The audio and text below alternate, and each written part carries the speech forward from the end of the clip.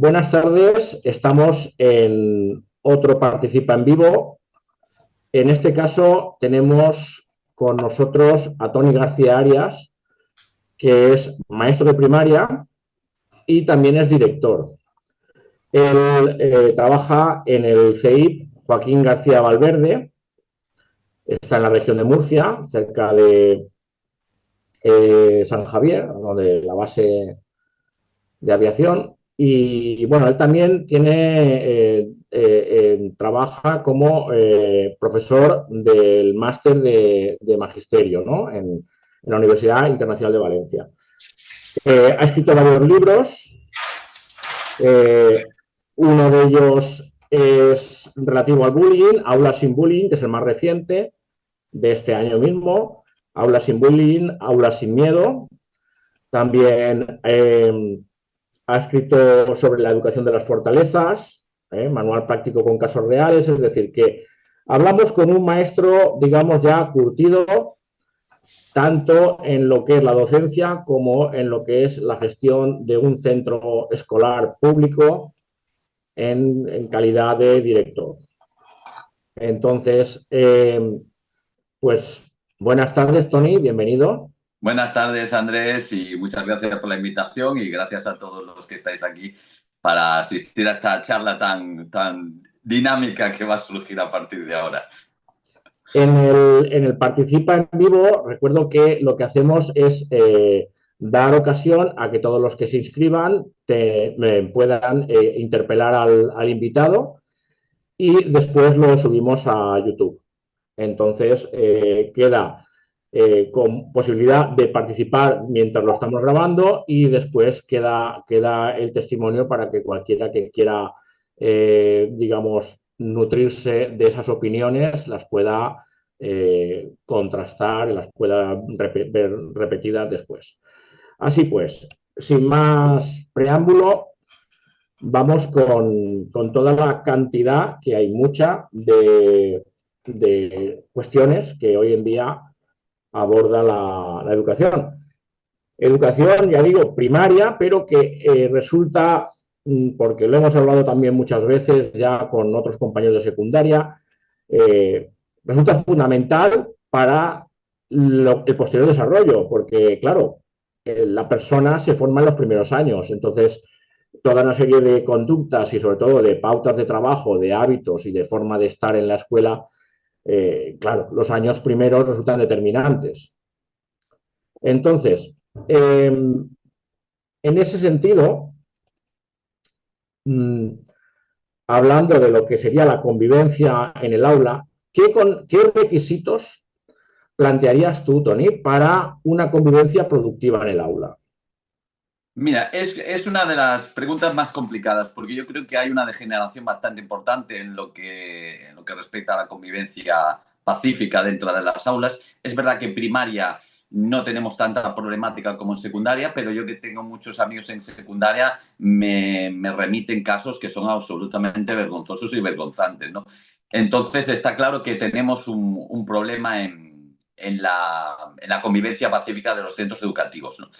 Y fíjate que mayoritariamente casi todos los directores con los que hablo me dicen que son casos muy puntuales, evidentemente, no empecemos a demonizar, como dice alguna gente, sino que son casos puntuales que luego perjudican a los demás, ¿no? Son un porcentaje mínimo, pero ese porcentaje mínimo te revientan las clases. Y fíjate que curiosamente yo hace poco, y en breve escribí un artículo sobre ello, hablando con chavales de instituto, que tuve una charla hace unas semanas con ellos y tuve otra charla estos días con ellos. Ellos remiten constantemente la idea de que los docentes no hacen nada contra aquellos casos de alumnos que les impiden dar clase. Y lo dicen ellos mismos, o sea que si tanto hablamos de ese derecho del alumnado, si tanto hablamos de ese cariño al alumnado, escuchemos lo que dicen. Y lo que dicen es que hay compañeros que no les dejan dar clase. Eso es lo que dicen. Por tanto, tendremos que intentar tomar medidas para que ello suceda. Bien, las medidas, las normas de convivencia no tienen por qué ser muchas ni pocas.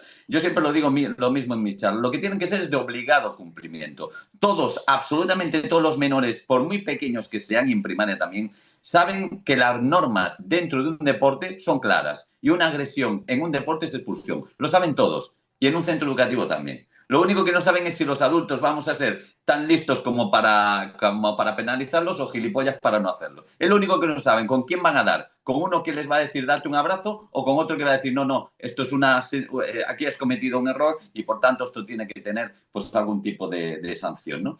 Entonces, las sanciones en los centros educativos tienen que ser de obligado cumplimiento y lo que tienen que ser es, bueno, ajustadas a las realidades, pero tiene que haberlas. Porque fíjate, en el caso de los acosos, que siempre lo digo, cuando tú tienes un caso de acoso escolar y no tomas medidas de sanción, que está muy bien luego trabajar con el alumno acosador, por si tiene algún problema de carácter, por si tiene unas circunstancias personales, perfecto. Pero si no hay sanción, la persona que ha sido acosada se ve acosada dos veces. Primera, por el acosador y segundo, por un Estado que no lo protege.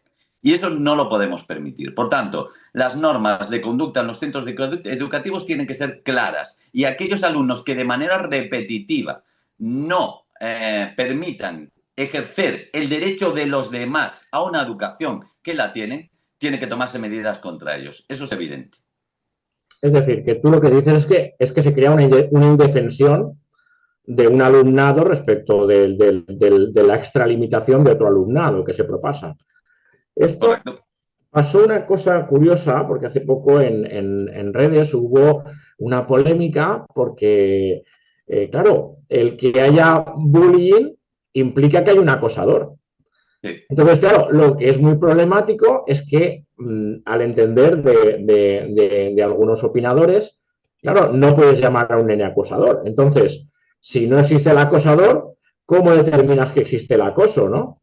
Sí. Entonces, claro, es lo Sí. que te estás diciendo ahora. Yo estuve en esa conversación y es una auténtica chorrada. O sea, no pienso entrar en un debate que es absurdo, ¿no? El decir, no, el alumno no es acosador, tiene conductas acosadoras. Vamos a ver, el violador es violador, no tiene conductas violadoras. Y el asesino es asesino, no tiene conductas asesinas. Es decir, lo que es. Eso no quiere decir que ese comportamiento no se pueda mejorar.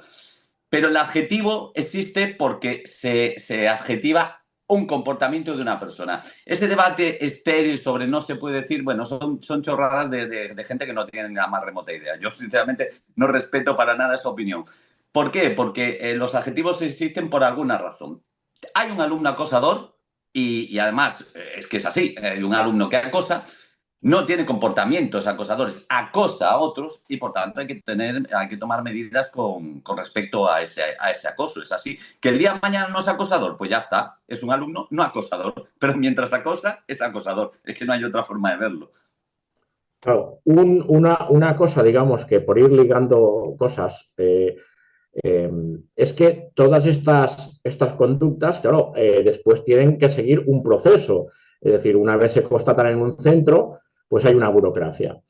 Entonces, ¿cómo te pronuncias tú respecto al sentido que tiene esta nueva burocracia escolar en la que voy a decir yo aquí un poco, voy a poner de mi cosecha, hay una actitud notarial en virtud de la cual tenemos que constatarlo todo, ¿no? Es decir, hay muchas cosas que se constatan. Es constatable todo. Se puede estar en una continua autoevaluación, porque claro, hay luego este problema de que si estás todo el tiempo analizando, te restas tiempo para actuar. ¿Tú esto cómo lo ves? ¿Qué sentido tiene la nueva burocracia? ¿Qué encaje tiene esto?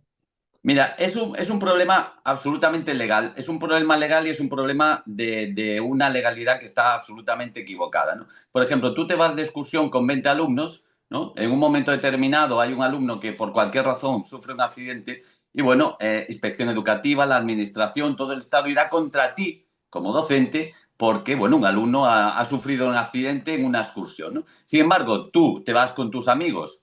¿De acuerdo? Te vas con tus amigos de churrascada por ahí, con tus cervezas, todos contentos, todos felices. A tu hijo le pasa algo porque no hay vigilancia y es una desgracia. O sea, la justicia es absolutamente inconsistente en ese sentido, ¿no? Entonces, ¿qué ocurre? Que la justicia que en España interpreta que si al alumno le pasa algo, el culpable no es el alumno que lo ha agredido, sino el docente que no ha vigilado. Eso es absolutamente absurdo, ¿no? Fíjate que en países como Alemania, y te pongo un ejemplo porque las legalidades dependen de los países, y hay países que tienen otras concepciones, ¿no? En Alemania, por ejemplo, yo estuve en un instituto de 2000 alumnos donde en el patio había de vigilancia dos profesores. Dos profesores. Yo le decía que eso en España era impensable, ¿no? Y me decía, pero ¿para qué quieres más si no hay ningún conflicto, ¿no? Eso ya para empezar, ¿no? No se buscan conflictos en el patio. Pero en caso de que sucedan conflictos, yo le decía, vamos a ver, yo veo que entran los alumnos a las 9 de la mañana, bueno, a las 8 de la mañana era allí, veo que entran a las 8 de la mañana, no hay sirena, los alumnos van entrando en el aula. Y me dijo el director, sí, sí, efectivamente. Y digo yo, bueno, y si a las 8:05 no está el profesor por cualquier razón y los alumnos se pegan, el profesor es el responsable. Y me dijo, no. Dice, no entiendo eso. Y digo yo, claro, en España es el responsable. Y dice, no, no, no. El responsable es el alumno que ha agredido y los padres por educarlos así. Esa es la conciencia que debería haber y no un profesor que vigile o deje de vigilar. Es decir, entonces, claro, si el gran problema es que tu gran función es que si mañana hay un caso de acoso y viene la administración y viene inspección educativa y te pregunta ¿qué ha hecho usted para que eso no haya sucedido? Bueno, pues ya te están acusando a ti de que el problema es tuyo, ¿no? Cuando el problema hay que enfocarlo hacia la persona que ha cometido el delito, no hacia la persona que debería de estar vigilando según ellos, ¿no? Es un error de concepción total. Y una vez que ya hay jurisprudencia, pues ya la hemos liado. Ya a partir de ese momento que hay jurisprudencia, pues todos los casos donde haya algún tipo de acoso, que, ojo, otra cosa, puede que no haya vigilancia real y que haya gente que no esté vigilando, pero cuando has hecho una buena vigilancia y ha sucedido un percance, la culpa no es tuya, la culpa es de quien ha agredido, eso es evidente. La culpa de una agresión en un partido de fútbol no es del árbitro. O sea que, en resumen, lo que tú dices es que, tal como está planteado en España, se tiende a penalizar al docente. Docente, sí, sí, claro. Totalmente. Esto me lleva a mí a pensar en la colisión, digamos, entre la responsabilidad y la autoridad. Porque, claro, si tú vas a ejercer una responsabilidad, necesitas estar investido de una autoridad. Correcto, sí. Yo, que también soy maestro de primaria, te puedo decir que yo esto, lo digo en la primera reunión de tutoría general. Yo digo, tenéis que entender una cosa, y es que vosotros no sois mis capataces.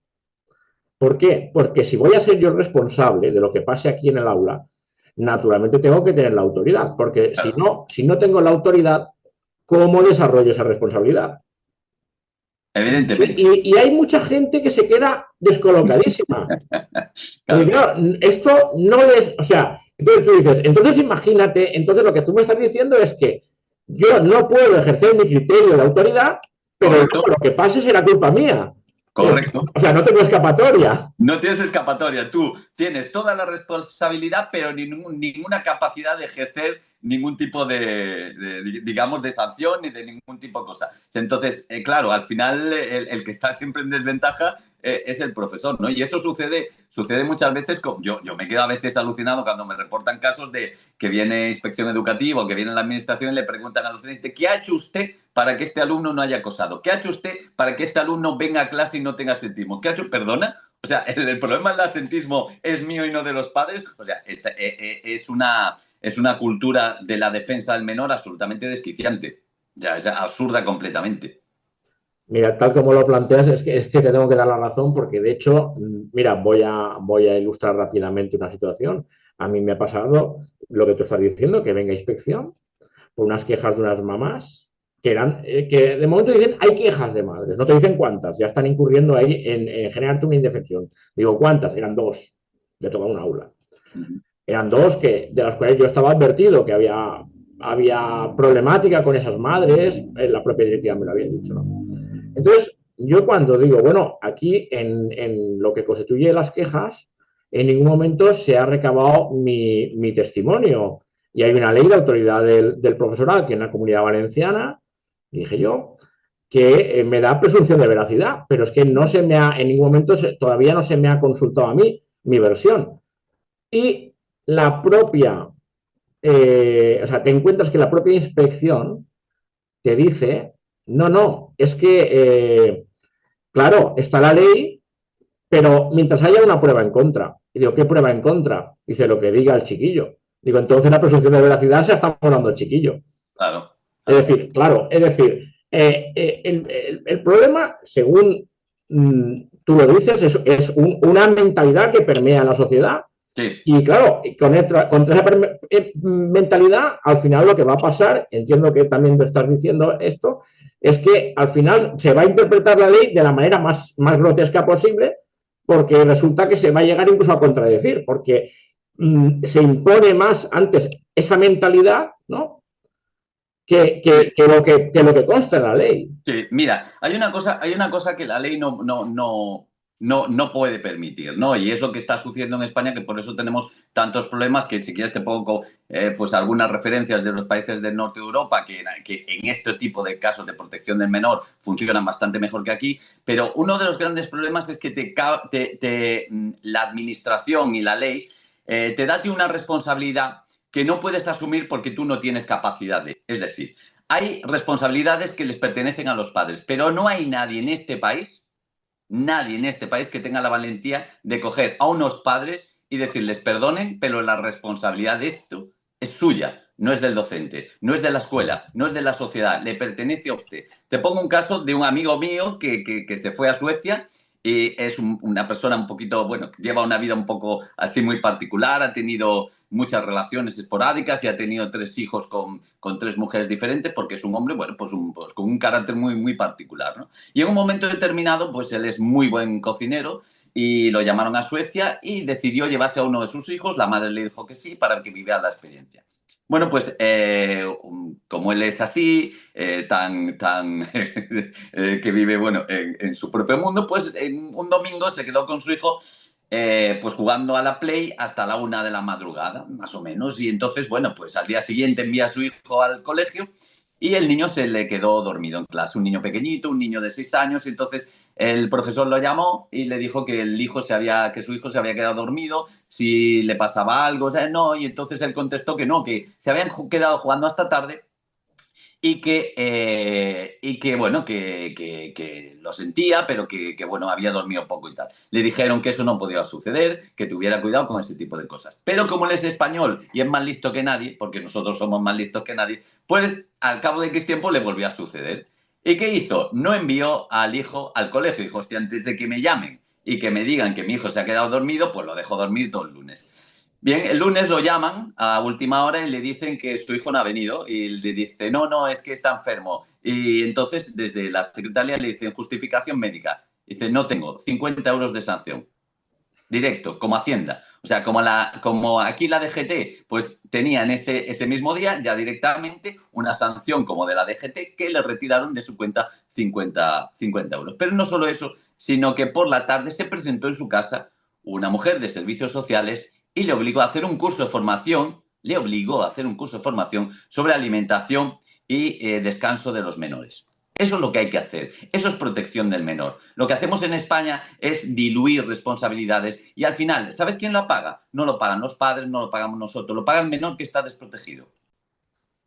De hecho, es que esto nos sirve como con enlace con la siguiente pregunta, porque efectivamente ahora mismo la normativa, al menos en mi comunidad, es que basta que el padre te diga que está justificado.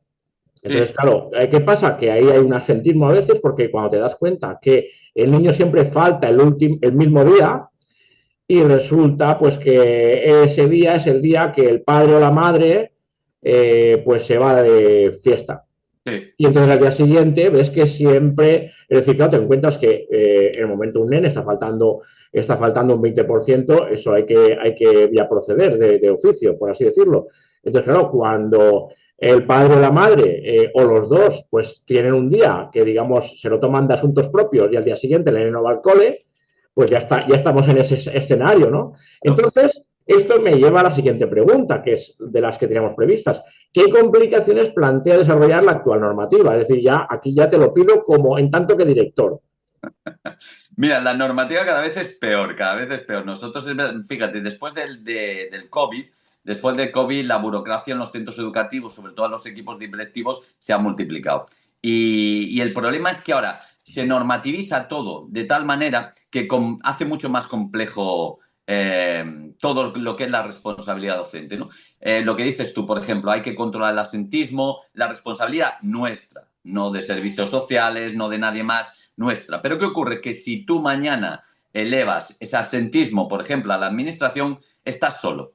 Estás absolutamente solo. Hay mucha parte de la administración, y esto lo sabemos los que estamos en dirección, que el resto de la gente no va a hacer absolutamente nada. Hay muchos organismos que no van a hacer nada. Te van a responsabilizar a ti de que tomes todas las medidas para que el menor venga. Pero no se les va a sancionar a los padres, no se les va a hacer visita. A veces que los de servicios sociales tampoco se quieren involucrar al 100% porque casi todo va a depender del centro, ¿no? Lo mismo para la entrega de los menores, ¿no? Si tú, antiguamente, tú te acuerdas que salíamos del colegio y salíamos, bueno, pues como bestias pardas, salíamos del cole y íbamos para casa más contentos que nada. Bueno, pues hoy legalmente, y la gente no lo sabe porque no sabe la cantidad de sentencias que hay. Sentencias acusatorias que no tienen ningún sentido hacia profesores por este tipo de razones.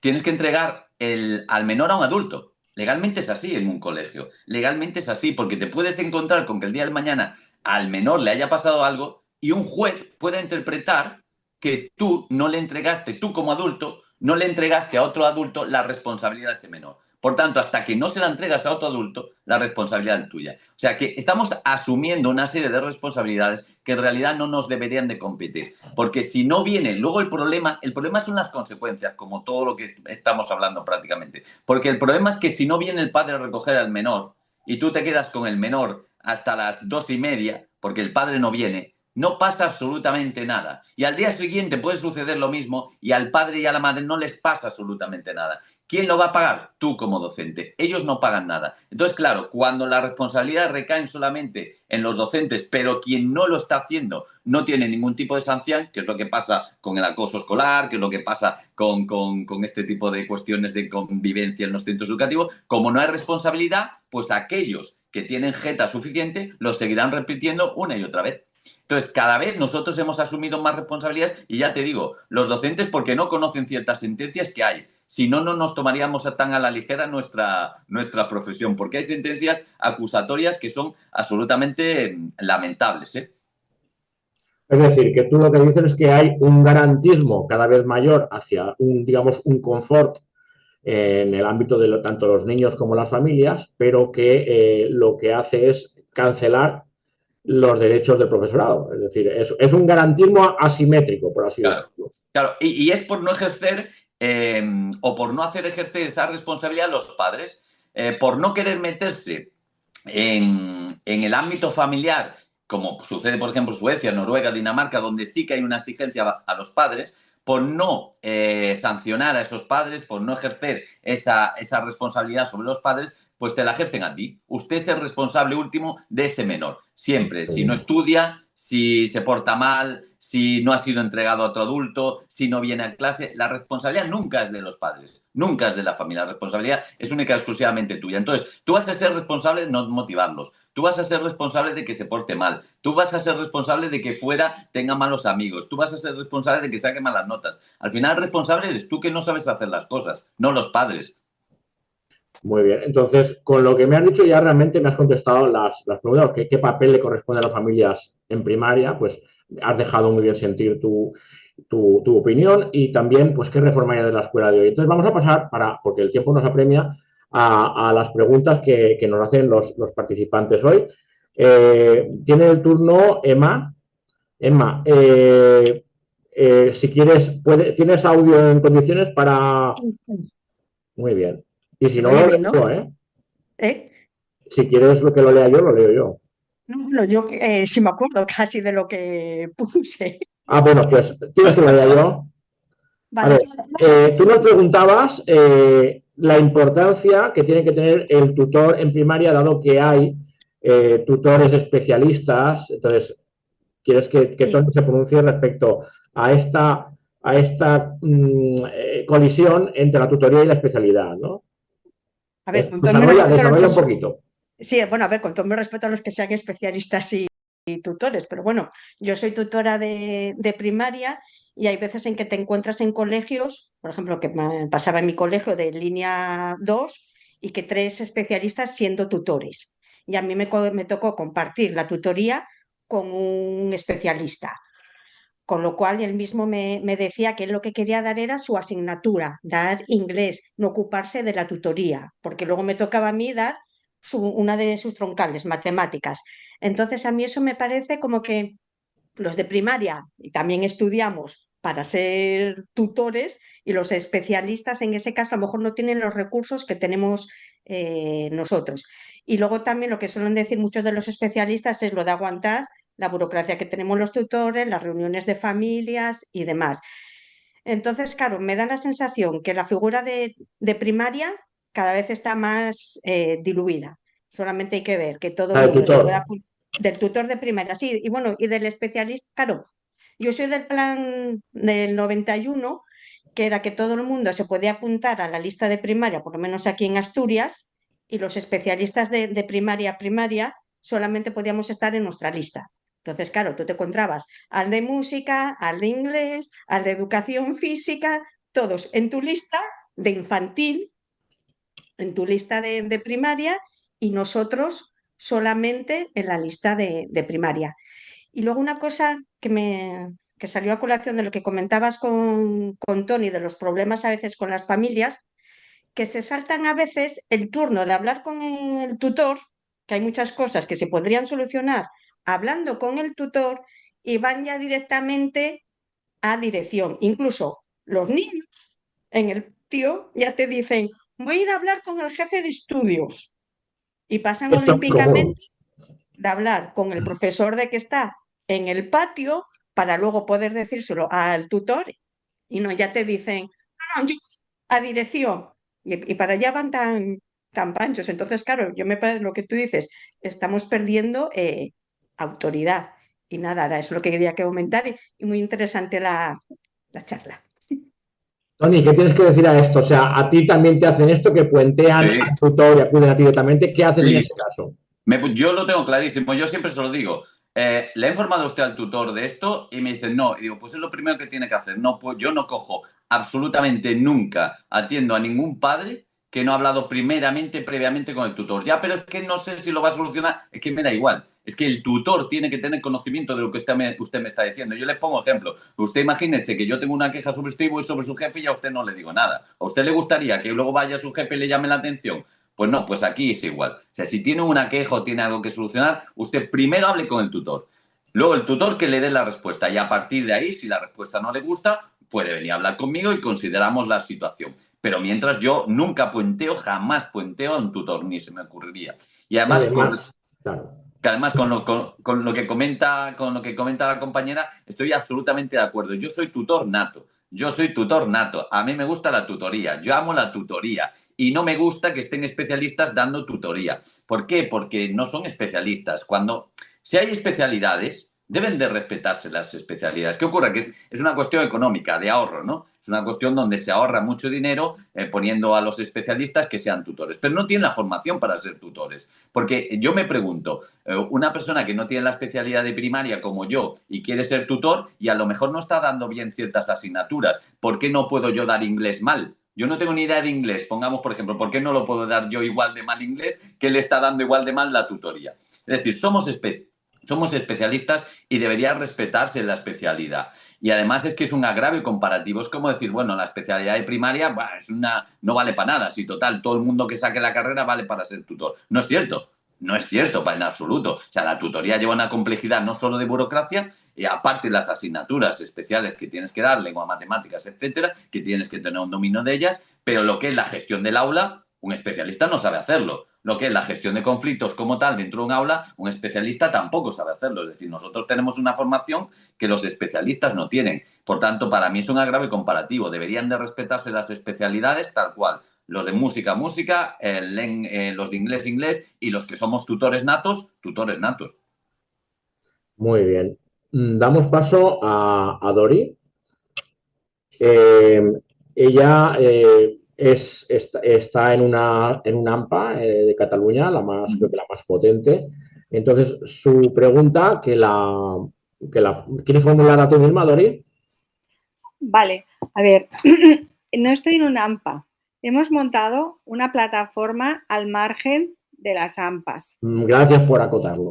¿vale? Mejor. Porque las AMPAs generalmente suelen ser muy seguidistas de la dirección y el AMPA, que aquí se llama FAC, más importante de Cataluña, que es como la AMPA de todas las AMPAs, es prácticamente, es muy política y es casi una institución que se representan a ellos mismos, básicamente, con sus ideas y sus maneras de ser, pero no preguntan al resto de AMPAs.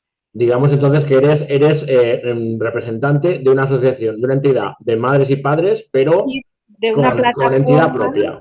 la plataforma para la educación de la cualidad, que salimos en su momento cuando nos dimos cuenta que la educación actualmente está muy degradada y no estamos de acuerdo. Bueno, yo voy por ahí chateando y se me conoce y tal, más o menos dentro de este grupillo, porque no estamos nada de acuerdo cómo se está desarrollando la educación actualmente y nos sorprende todo lo que decís de las familias, porque no me puedo creer que las familias ya no tengamos ninguna responsabilidad. Yo recuerdo siempre cuando mis hijos en general eran buenos estudiantes, pero a veces en clase se portaban mal. Vamos, iba yo allá con la tutora, me explicaban, iba yo a casa después y le decía que esto, que no me vuelvan a llamar por esto y tal, tal, tal, tal, tal, tal. Y vamos, al día siguiente la tutora me decía, es que desde que he hablado contigo, vamos, ha cambiado la situación totalmente. Bueno, pues porque son primero niños, luego son adolescentes y ellos van buscando sus límites también. A ver, claro, ahí tengo que matizar una cosa. Está claro que no todas las familias tienen la misma reacción y es más, y Tony lo puede corroborar si quiere, normalmente no es ni siquiera mayoritaria la gente que, digamos, intenta, digamos, un poco transgredir o los casos que puentean al tutor tampoco. Lo que pasa que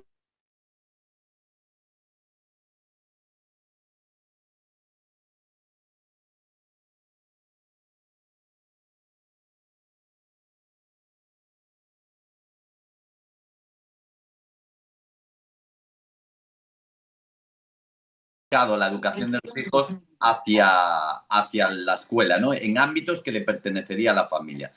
Por distintas razones, que eso podríamos entrar, ¿no? Que también hay un cansancio familiar, etcétera. Pero hay mucho lo de no querer ser el malo de la película, ¿no? Nuestros padres antes no tenían ningún problema en ser el malo de la película. Hoy en día los padres no quieren ser el malo de la película y entonces prefiere que sea el camarero el que riña, el director el que riña, otros el que riña y no tú el que riña. Con respecto a la inclusión que dices, fíjate, en nuestro centro educativo tenemos un 70 y pico por cien de inmigración. Tenemos unas 19 nacionalidades distintas, tenemos religiones distintas y luego tenemos alumnos con necesidades educativas, tenemos 50 ANES y unos 50 NEAES más o menos, un porcentaje bastante elevado, motórico, visual, etcétera. Nosotros somos referentes en inclusión porque realmente nosotros tenemos un buen modelo inclusivo. Hay que diferenciar con lo que dices tú, es verdad que cada vez va a más las necesidades educativas de los menores. Por ejemplo, en los casos TEA se está duplicando y triplicando en ciertas comunidades autónomas, ya no hay aulas abiertas para tanto alumnado que viene con los trastornos del espectro autista, por ejemplo. Pero la diferenciación o lo diferente de nuestra escuela, por ejemplo, es que por norma general la inclusión se entiende como está, ¿no? Tú metes a un niño que tiene una discapacidad, la metes en un entorno ordinario y dices, ahí está, ya está incluido. Y eso no es inclusión. Inclusión es participar. Si no puedes participar, no estás incluido, ¿no? Entonces, nosotros intentamos personalizar el aprendizaje de tal manera que cada uno pueda llevar su ritmo dentro de las limitaciones que hay, claro, porque si en un aula tienes 5 alumnos con necesidades educativas, un tutor no llega a todo. Necesitaríamos muchísimo más, pero dentro de nuestras posibilidades nosotros intentamos que los alumnos que tienen esta problemática de aprendizaje, pues que lleve su propio ritmo, que pueda participar en la medida de lo posible de todas las actividades grupales que se hacen en el aula, ¿no? Y al final que todos tengan alguna cabida en el centro educativo. Fíjate, nosotros fuimos finalistas de la escuela de los premios de Escuela del Año de los premios Princesa Girona precisamente por la inclusión. Y el reflejo máximo te lo puedo decir un día que salí al patio y estaban los niños jugando en el patio, estaban jugando un partido de fútbol y el portero era un alumno en silla de ruedas, la delantera era una niña ciega, luego había un defensa que tiene discapacidad auditiva. O sea, todos, absolutamente todos, participaban de las actividades del centro de manera libre. porque hemos acostumbrado a nuestro alumnado a que esa diversidad sea tan normal que para ellos ver a una persona discapacitada motórica, a una persona ciega, a una persona sorda, es absolutamente normal. La tratan con absoluta normalidad porque han vivido y han convivido con ella. Pero aquí hay que diferenciar que si estamos hablando de alumnos que solamente se le pueda dar asistencia, es decir, meramente asistencial, habría que pensar si tienen que estar en centros educativos, porque a lo mejor no están recibiendo toda la ayuda que requieren, ¿no? Porque los centros ordinarios, a alumnos que solo requieren atención asistencial, pues no los podemos atender. Y entonces, bueno, las escuelas que son de educación especial quizá pues sí que podrían tener esa responsabilidad, ¿no? Pero para aquellos alumnos que puedan participar, hay que ajustarles todo para que puedan participar. No es solo estar, que es lo que entiende actualmente la ley por inclusión. No, ahí están, los has metido, ya están incluidos. Me gusta mucho el realismo que hay en tu respuesta, porque claro, metes este matiz, es decir, hay inclusión si participas. Claro, y si no puedes participar, pues entonces, claro, según tú, los centros específicos tienen su razón de ser. Claro, es que además es injusto que por una cuestión de imagen o de gesto o política diciendo, vale, tenemos estos alumnos con esta discapacidad, los metemos aquí, mirad qué buenos somos, por culpa de eso les estemos privando de una atención que ellos requieren. O sea, lo importante no es que quedes tú como un santo y ganar el premio la Madre Teresa de Calcuta, no, lo importante es que ese niño reciba todas las ayudas que puede darle. Y si eso no se le puede dar en un centro ordinario porque no estás dispuesto a dar recursos para un centro ordinario, mételo en uno específico. Pero no quedes de santurrón porque al final el único que lo paga es el menor que no está recibiendo la ayuda que necesita. Claro, el poder del lenguaje, ¿no? Sí. Con el lenguaje defines la realidad, ¿no? Correcto, sí. Sí, muy bien. Pues la otra pregunta que tenía Dori era, ya directamente iba al cogollo, voy a ser crudo directamente, Dori plantea, la LOMLOE, hay que eliminarla, es viable, lo he resumido así, ¿vale? Para ganar, porque ibas así, Dori, al lío, que es una interesante pregunta, porque claro, no se puede negar que no podemos entrar a ello, pero hay contradicciones. Si alguno de los presentes las quiere señalar, yo simplemente estoy moderando.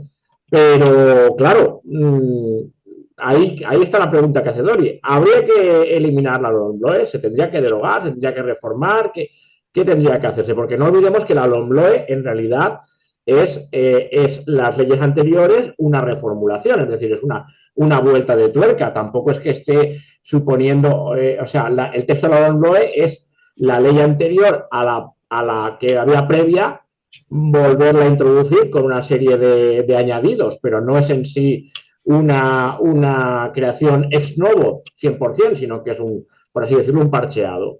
Entonces, Toni, ¿qué opinas? ¿Qué se hace con la LOMLOE? Mira, ninguna de las leyes que hay en España sirven para absolutamente nada. Prácticamente ninguna. O sea, son todas... Bueno, puedes prescindir de cualquiera de ellas. Da absolutamente igual. Porque lo único que está manteniendo el sistema educativo son los docentes. Las leyes todas son malísimas. Son malas porque no hay interés político en hacer una buena ley. Hubo en su momento unas conversaciones muy interesantes, y estos quienes participaron, ellas lo sabrán.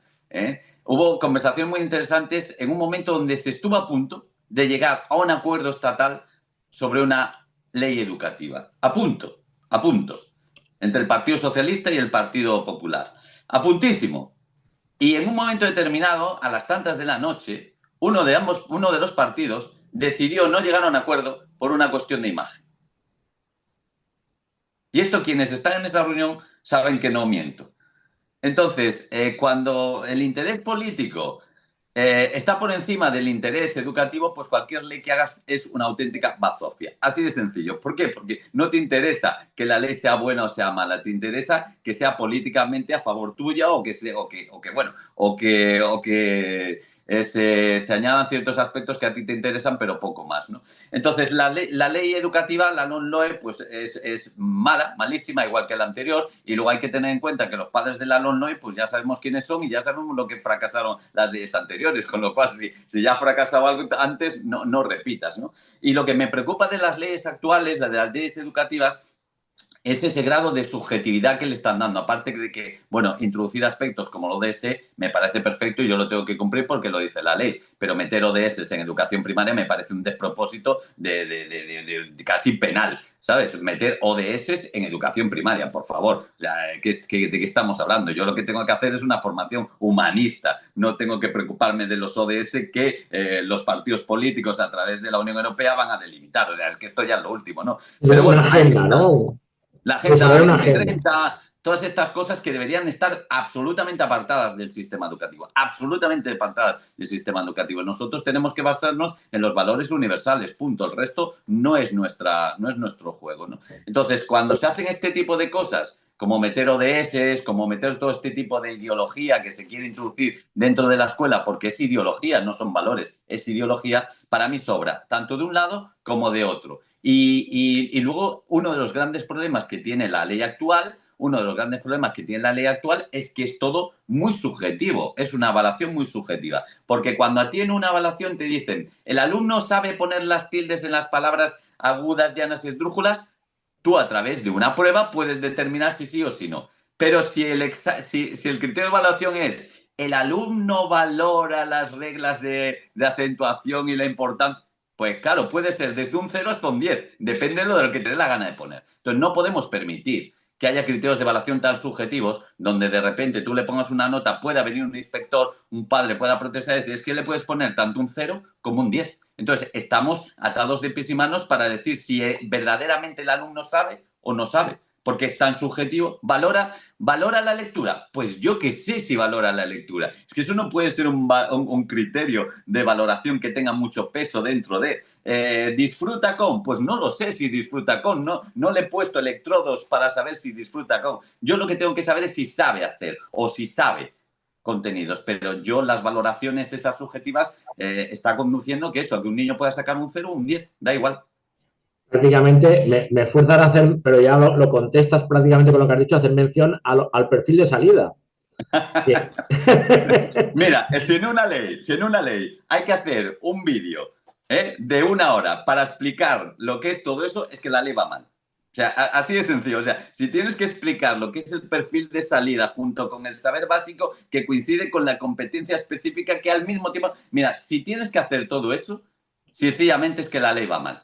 Va mal, porque nosotros cuando se hablaba de objetivos, procedimientos, criterios, etcétera, es algo que es tangible, es algo que es medible, es algo que es fácil de entender. Y además que es lo que tú tienes que hacer. Tú te marcas un objetivo con un alumno, haces un procedimiento y ves si el alumno ha conseguido ese objetivo y revisas si has hecho una estrategia adecuada para que el alumno lo consiga. Ya está, es sencillo. No compliques la vida, no inventes 150.000 términos para que parezca que... Porque en realidad la educación es relativamente sencilla, no la compliquemos más de lo que ya es en ese proceso, ¿no?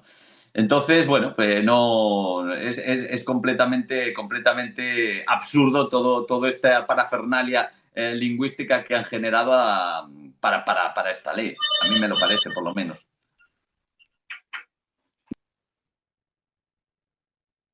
Ha quedado congelada la pantalla. Sí, ¿ahora se me oye? Sí, ahora sí. Ah, bien. ¿Andrés?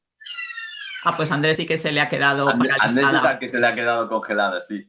Sí. A mí antes me ha pasado, ¿eh? Y me he tenido que salir y volver a entrar. Pero bueno, ¿Sí? mientras vuelve mi compañero, aprovechemos. Venga, ¿quién es Seguimos. el que se anima a entrar a preguntar a Tony e interactuar con él? Cecilia, Ana, Paco, Reinaldo, Dolores. Venga, quitaros el sonido, el audio, ¿vale? Que lo tenéis cerrado y adelante. Y mientras le damos un poquito de tiempo a que Sí, Andrés entre Andrés. sin problemas. Vale, pues ¿Cecilia? Paco. Muy bien. Cecilia, ¿quieres empezar tú? Vale, pues voy yo, voy yo. Muy bien. Hola Tony, muchas gracias por hablar tan claro y por explicarte tan bien. La verdad es que está siendo un gusto escucharte, ¿eh? Yo tenía un par de preguntas, pero sobre todo la que más me interesa es tú que hayas pasado por todo el proceso, ¿no? Primero como maestro, luego jefe de estudios, ahora como director, ¿no? Que ya llevas unos años. Es los que creemos que para mejorar los resultados primero tiene que haber una convivencia en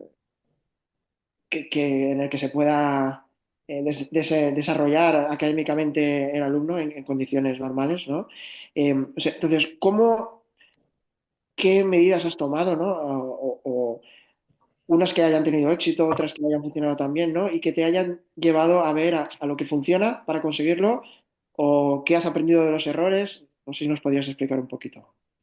Mira, yo cuando entré de jefe de estudios que me nombraron en mi centro educativo, nosotros vivíamos una situación bastante complicada. Había agresiones entre alumnos, incluso había habido varias agresiones a docentes. Lo que era esa violencia de baja intensidad se normalizaba y bueno, yo tenía muy claro desde el principio que ese tipo de actitudes en mi centro educativo, cuando yo ya formé parte del equipo directivo como jefe de estudios, no lo iba a admitir, ¿no?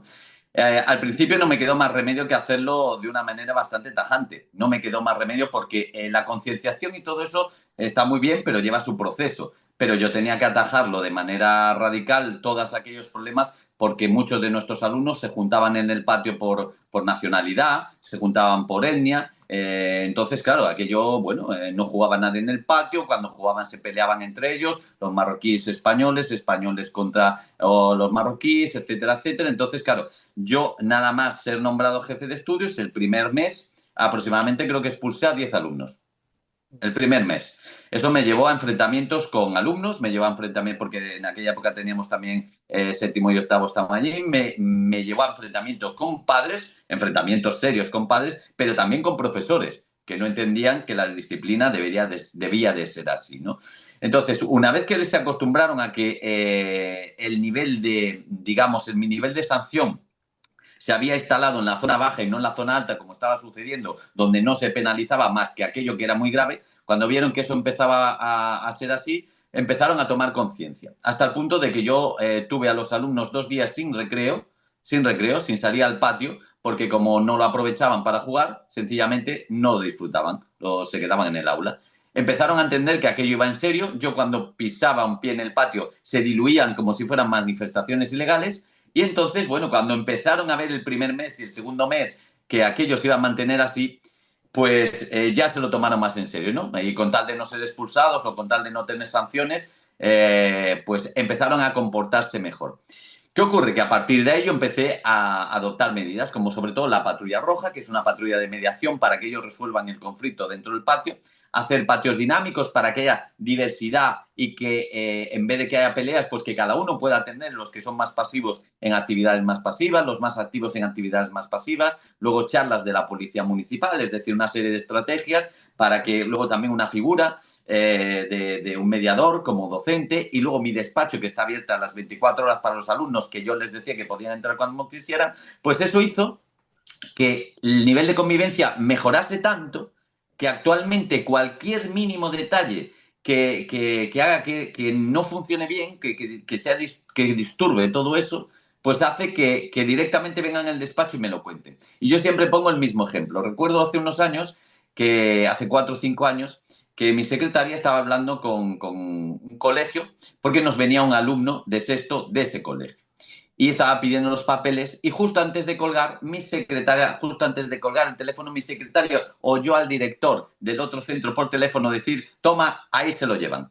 Eso no suena bien, eso no suena bien. Entonces la secretaria colgó y me dice, Tony, creo que va a venir un alumno complicado. Y digo yo, ¿por? Y dice, mira lo que he escuchado. He escuchado que ha dicho el director bueno, que ahí se lo llevan, no suena bien. Y entonces, bueno, yo dije, no hay ningún problema, no pasa nada. Al día siguiente vino el alumno, yo lo presenté a su clase, el alumno estuvo con sus compañeros y al día siguiente, a las 9 de la mañana, entra en mi despacho un alumno de cuarto y me dice, Tony, ¿puedo hablar contigo? Yo, claro que sí, pasa. Y me dice, ¿tú sabes un alumno nuevo que ha venido?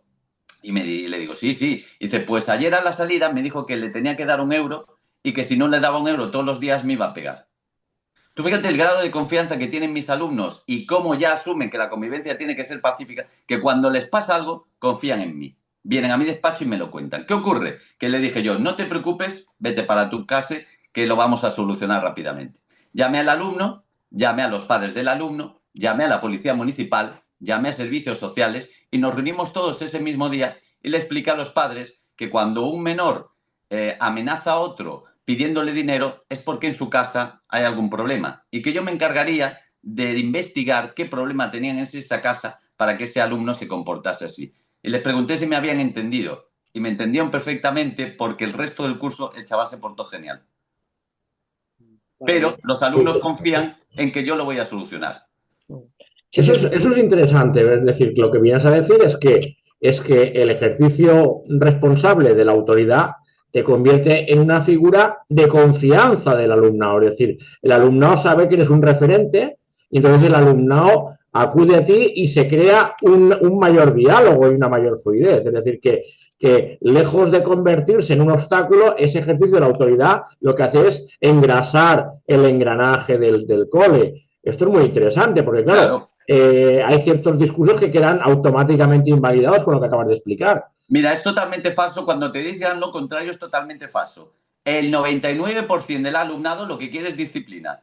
Porque yo he tenido relación, ahora vienen los alumnos de instituto, vienen a mi colegio cada 2 por 3 para saludarme.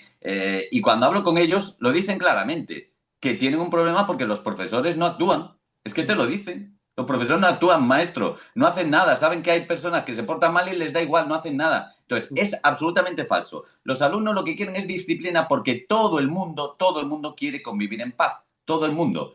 Y hay uno a lo mejor que no quiere convivir en paz, pues ese es el que tenemos que actuar contra él, ¿no? Pero el 99% quiere convivir en paz y lo que quieren son normas claras y lo que quieren es que se les proteja ante una persona que está cachondeándose todo el día y no les deja dar clase. Eso es lo que quieren los alumnos. Y quien no actúa contra ellos, para ellos, no crean que lo ven bien, al contrario, lo ven como personas que no hacen absolutamente nada, como profesores vagos que se tocan las narices porque no actúan y porque no los defienden. O sea, que no vendan el mensaje contrario porque es falso. Entonces, sí, de hecho, perdón Andrés, de hecho, ese ejemplo que has explicado, ¿no? Tan bonito, esa confianza que te tienen, es porque hay un trabajo detrás, es porque los chavales ven que se toman medidas, que no es una cosa que se dice, una norma, pero que no se hace cumplir, ¿no? Correcto. Exacto, eso es lo habéis ganado. Correcto. Una última cosa, claro, yo vengo de secundaria, igual en primaria es diferente, pero en secundaria muchas veces cada profesor somos islas con un océano en medio que muy poco conectadas. Entonces, ¿cómo conseguís que todo el profesorado vaya a una, ¿no? Por ejemplo, esa violencia de baja intensidad. En secundaria hay tantos niveles de aceptar esas pequeñas interrupciones. Yo, por ejemplo, en alguna reunión hemos llegado a debatir entre el profesorado si que un alumno insulte a un profesor, si eso es grave o no, claro, a este nivel. Sí. Entonces, ¿cómo puedes conseguir tú como director para que todo el profesorado tenga más o menos unos criterios comunes? Porque si no es muy difícil. Que los chavales, si un profesor tolera una cosa y otros no, los chavales van pedidísimos. Correcto. Eso es uno de lo peor que puede suceder, ¿no? Porque es lo que comentaba antes a micrófono cerrado con Andrés. Ellos saben perfectamente las sanciones que hay en el deporte, lo saben. Saben que una agresión sin balón es tarjeta roja, lo saben. Y saben que un mal comportamiento en el colegio, en el instituto, tiene una sanción. Lo que no saben es si el profesor va a ser listo para aplicarla o va a ser tan gilipollas como para no aplicarla. Es lo único que no saben, con quién se van a encontrar. Pero que merecen una sanción, lo saben todos. Lo saben absolutamente todos. Entonces, yo al principio del curso siempre aviso a los profesores que cuando vean actitudes de indisciplina, para mantener ese nivel de disciplina en el centro, que actúen. Pero ojo, también les digo, cuando no actuéis, si el día de mañana venís al despacho porque no podéis con vuestro alumnado, no contéis conmigo. Si el día de mañana no queréis llevar a un alumno a una excursión y no tengo ningún parte del niño, os lo vais a comer. Y entonces lo aviso.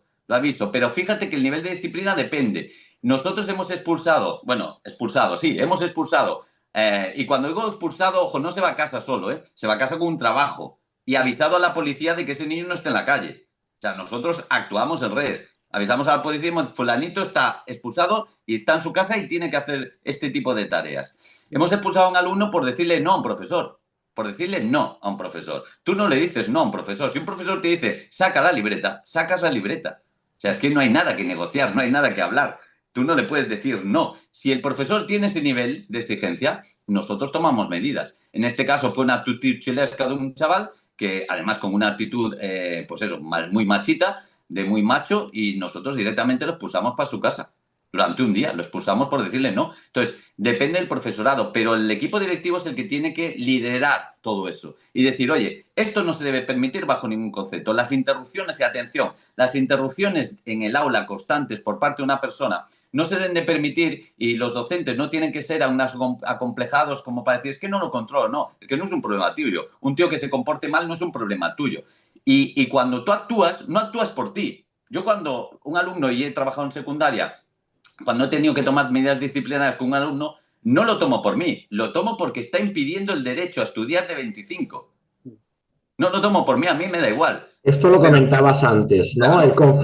El conflicto entre lo colectivo y lo individual. Claro. Es que el centro escolar es un espacio colectivo. Correcto, Claro. todos tienen derecho a estudiar, todos. Claro, pero es que hay un relato que siempre lo que está incidiendo es en los aspectos individuales y a base y se nutre de, digamos, el aspecto, por así decirlo, de anécdota en anécdota construye un relato. O sea, de lo Claro. individual, a partir de ahí traza toda una línea de puntos y claro, se olvida al final de que es un espacio colectivo. Muy bien, voy a como apremia el tiempo, Sí. voy a darles voz a Cecilia, que, bueno, si quieres plantear tú la pregunta y si no, pues la leo. ¿Hola? ¿Qué hago? Voy a leerla. Hola, Ah, buenas vale. tardes. Espero que se me oiga, que tengo mala conexión. Sí que se te oye. ¿Sí? Sí, sí. Vale. Buenas tardes y gracias, Tony, por la charla. Como siempre, muy directo y muy preciso en todo, muy claro. Y como te he dicho cuando te he conocido, desearía que seas el director de mis hijos, pero bueno, te tengo un poco lejos. Muchas gracias, muchas gracias. Me uno a esta charla como madre y aunque estoy estudiando en la formación profesional de educación infantil, entonces mi cabeza está como un poquito dentro del cole, pero estoy más fuera, como mi corazón y mi interés está fuera en el sentido de que estoy como parte de familia, ¿no? Entonces, yo he hecho una pregunta que tiene que ver con cómo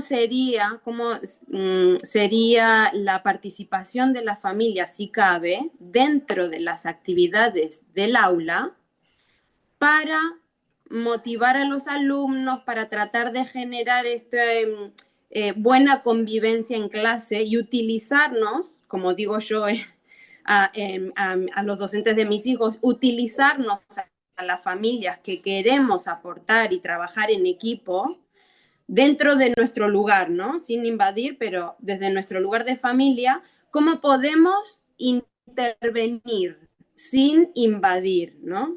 Esa es mi pregunta, aunque tengo 1.000.000, pero bueno, me voy a quedar en esa. Mira, yo soy partidario totalmente de abrir la escuela a los padres y me parece que la participación de las familias es fundamental, tanto para recibir charlas los padres y formar parte de la vida cotidiana en el centro, como por ejemplo para actividades, no solo extraescolares cuando se dice, bueno, van a hacer los trajes del carnaval. No, no solo para eso, sino para participar en la vida activa. Pues actividades de cuentacuentos, actividades de biblioteca, el día de la familia, el día de la mascota, venir a dar charlas sobre sus profesiones. Es decir, se pueden hacer infinidad de tareas con los padres. ¿Qué ocurre? Que muchos centros educativos no quieren que los padres entren dentro de las aulas por esa injerencia de aquellos padres que a veces se extralimitan, ¿no? Pero ¿qué ocurre? Que no pueden pagar justos por pecadores. Eso yo siempre he sido contrario a que paguen justos por pecadores. Igual que en la normativa aplicada a los alumnos, pues igual, ¿no? Entonces yo creo que se puede hacer perfectamente y que tenemos los profesores ahí, tenemos que trabajar bastante en quitarnos ese miedo a que los padres entren en los centros educativos y participar mucho más en conjunto. Porque es que si al final no vamos de la mano, muchas veces lo que nosotros educamos en el aula no tiene continuidad en la familia. Y lo que tiene continuidad y lo que se está dando en la familia a veces no tiene continuidad en el aula. Y la educación de un alumno es una educación integral de la escuela como institución y de la familia, ¿no? Entonces, para mí sería fundamental la participación, no solo a través de las AMPAs, que me parece fundamental, sino que estuvieran dentro de la vida normal de los centros haciendo actividades con los docentes. A mí me encantaría. Esa escuela a mí me gusta. Y luego actividades que salgan fuera de la escuela, porque la escuela también está hecha para la sociedad, y participar en proyectos conjuntos fuera de la escuela, ¿no? Actuar en esos proyectos que se pueden hacer conjunto con otras instituciones para que la escuela tenga un impacto también en la sociedad y que los alumnos vean que lo que se da en la escuela también luego tiene un reflejo en su entorno. Yo creo que tiene que ser la educación mucho más libre y mucho más enfocado hacia ese aspecto humanista, ¿no?, de la educación. Esto precisamente enlaza con la pregunta que tiene Reinaldo. Espera un segundito, Andrés, que creo que Ana quiere intervenir ahora o Sí. después. Muy bien. Perdón, Andrés. Bueno, a ver, la pregunta, Reinaldo, va justo, perfectamente encaja con lo que va hilada con lo que acabáis de decir. Entonces, si Ana se espera un instante, formula Reinaldo la pregunta. Sí. ¿Quieres que la lea yo o la lees? Léela, por favor. La leo. Reinaldo planteaba si no sería interesante crear un espacio intermedio, dice, digamos, cultural, aparte del aula y de la casa, donde poder, digamos, trabajar aspectos de conducta, la percepción positiva hacia el profesorado. Es decir, que plantea la viabilidad y pone como ejemplo una propuesta que hay en Madrid, una especie de ágora, que hasta donde sé no se ha llegado a materializar. Pero esto, ¿qué piensas de esto, Tony? O sea, ¿hay una posibilidad? ¿Es necesario? ¿O es sintomático?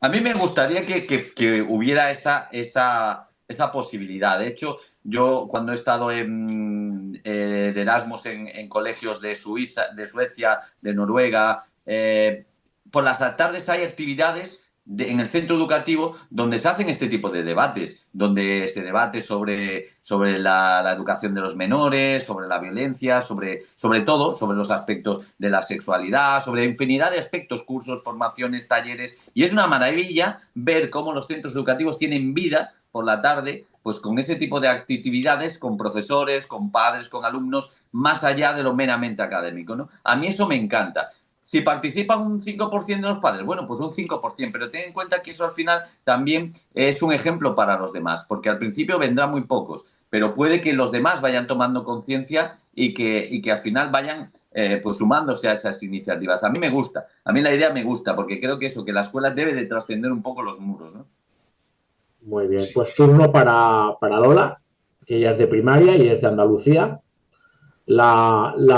¿Quieres formularla tú o la leo yo?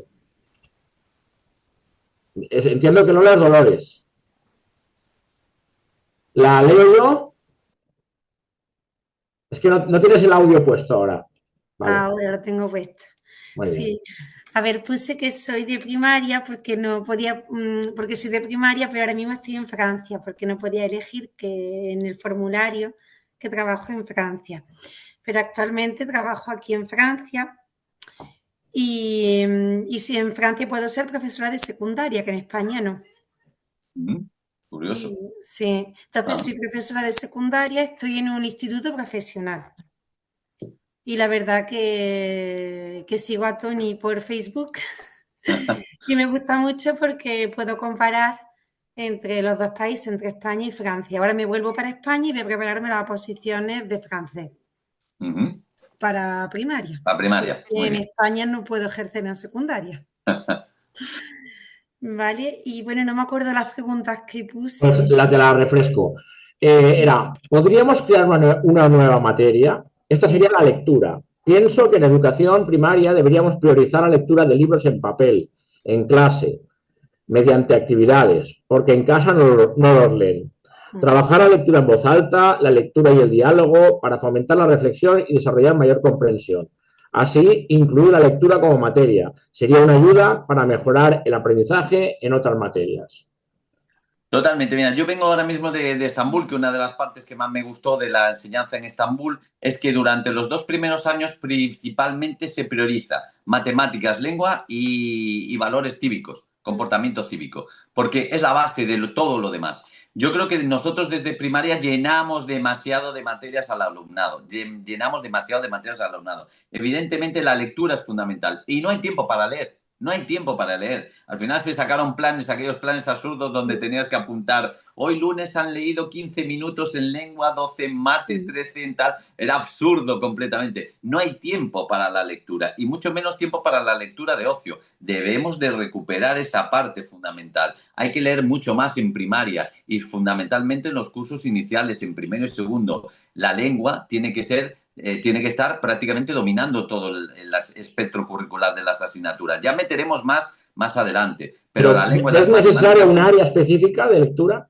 Yo pondría área específica de lectura, sí, y convertirla en un área de ocio, no solamente en un área académica, porque claro, yo lo digo muchas veces, si yo voy al cine y veo una película y a la salida de la película hay un tío que me dice ¿quién es el personaje principal? ¿Quién es el personaje secundario? ¿Cómo se llama el director? ¿Quién compuso la música? Yo al día siguiente no voy al cine. Pues con los libros estamos haciendo lo mismo. Dejemos que los niños disfruten de la lectura, vayamos, salgamos al patio y leamos, luego hagamos actividades de teatro, teatralizar ciertos aspectos, ciertos trazos de esa lectura. Es decir, recuperemos un poco esa parte fundamental de la lengua.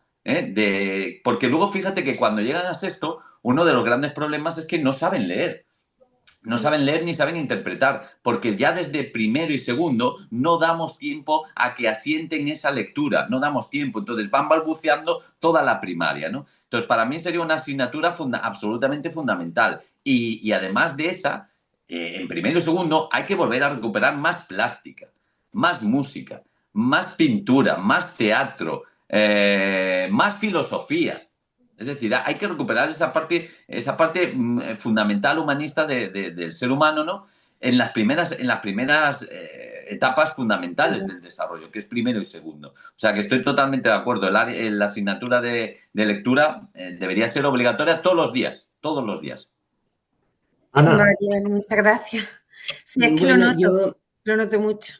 Yo voy a cambiar de tercio, ¿no? Ya me queda claro que la disciplina y tal funciona bastante bien. Quiero que me comentes una cosa, a ver si os lo habéis planteado. Para mí, yo pienso que una parte importantísima de lo que está ocurriendo en educación, de por qué hay tantos problemas en secundaria, tanto fracaso, ahora maquillado, pero fracaso en definitiva, tantos niños que llegan sin saber leer, sin saber el cálculo básico para poder abordar la secundaria, tiene mucho que ver con las pantallas. Cuando nosotros los cogemos a los 12 años ya es tarde. ¿Estáis haciendo algo de cara a las familias, de concienciación de las familias desde infantil para avisar a esos padres? Porque yo creo que no todos los padres son conscientes del daño que están haciendo que un niño reciba una tablet con 3, 2 años, tenga un móvil con 7, con 8, tenga acceso libre a todo. ¿Estáis haciendo algo en vuestro cole en particular Nosotros para convencer a las familias que todavía no lo saben del daño que están haciendo a sus hijos? Nosotros siempre lo decimos en todas las reuniones que tienen los tutores, siempre lo decimos. Luego ya es algo que, como hemos comentado antes, nosotros no tenemos esa capacidad de interferir en la educación familiar, ¿no? Pero siempre lo decimos, que el tema de las tablets y el tema de los teléfonos móviles tienen que tener cuidado porque perjudican una parte del aprendizaje. Benefician una, pero perjudican otra y sobre todo a edades tan tempranas. Fíjate, hace poco fui a un restaurante y había una niña de unos meses que estaba en el restaurante, estaba en su trona y todo eran estímulos, todo eran olores, todo eran colores. Pues bueno, a pesar de todo ello, los padres le dieron un móvil para que la niña se estuviese quieta en vez de dejar que desarrollase completamente todo ese proceso de aprendizaje, ¿no? Por eso yo creo que los padres tienen que recibir el mensaje contundente de que eso es malo. Y Sí. es malo y va a repercutir en nada, que a los 12 años se van a dar cuenta que sus hijos a lo mejor han perdido la capacidad de poder enganchar, conseguir aprendiendo y lo están abocando, entre otras cosas, y otras cosas más graves incluso, al fracaso escolar. Y no solo en el ámbito del aprendizaje, muchos de los problemas que hay en cuanto a los problemas emocionales, a los problemas de salud mental que son más graves todavía. y a la agresividad que tienen, es porque las pantallas lo que hacen es individualizarte mucho más. No se puede comparar un abrazo físico donde se estimula un montón de hormonas de un abrazo virtual que te lo envían por WhatsApp. No se parecen nada. Pero mi pregunta es, ¿estáis haciendo algo en concreto? Nosotros damos únicamente al principio del curso, se lo decimos a los padres que no les den tabletas ni les den móviles a los niños, porque ya con las que trabajamos en el aula, dentro de lo que cabe, que tampoco trabajamos mucho con esos dispositivos, que ya es suficiente. Pero nosotros lo comentamos, pero bueno, no tiene una respuesta más allá de decirlo y ya los padres que hagan lo que consideren. Es llamativo, daos cuenta, porque es que esto es el cogollo de lo que antes Tony ha explicado desde el principio, y una vez más esa colisión entre lo colectivo y lo individual, y ese garantismo del que hablábamos hacia ciertas conductas, que no haya ningún límite respecto a lo que pueden administrar los padres Correcto. a sus hijos de un elemento que es potencialmente adictivo. Sin embargo, el profesorado tenemos multitud de cortapisas y de limitaciones y en cambio no hay ninguna absolutamente para endosarle un móvil a una criatura que aún no camina. Yo lo he visto también. Correcto. Chicos, os tengo que dejar porque tengo clase ya. Muy bien. Vamos a poner te pedimos disculpas por el abuso que hemos hecho de tu tiempo, porque lo habías advertido. Y Lola, lo sentimos que no podemos. No pasa nada, no pasa nada. La próxima. Ponemos aquí el punto por hoy. Otra ocasión, exacto. Muchas gracias, Tony, porque has hablado sin pelos en la lengua y es muy de agradecer esa franqueza, porque hace falta esto, hablar las cosas y ponerlas ahí, en candelero. Muchas gracias a todos por asistir y nos vemos por ahí. Venga, hasta la próxima. Muchas gracias.